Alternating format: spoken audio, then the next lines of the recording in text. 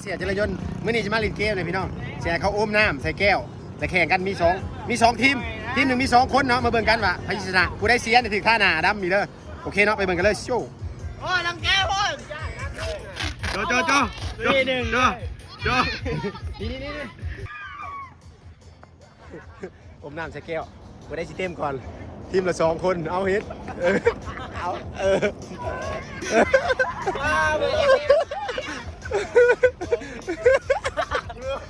เฮ้ยพี่ต่อไม่ได้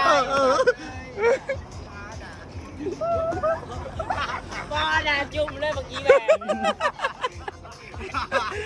เอาไว้อย่าลงแก้วเด้อพี่อย่าลงแก้วเด้อมาเจอจุ่มเลย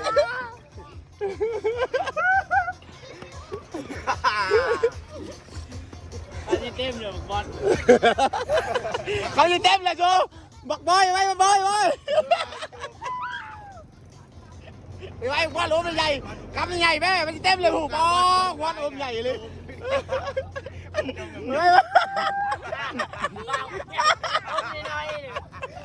บอลเต็มเลยเนี่ย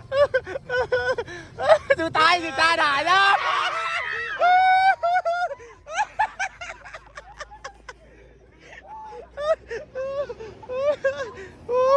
ด่าผู้ชมเต็มอยู่บ้า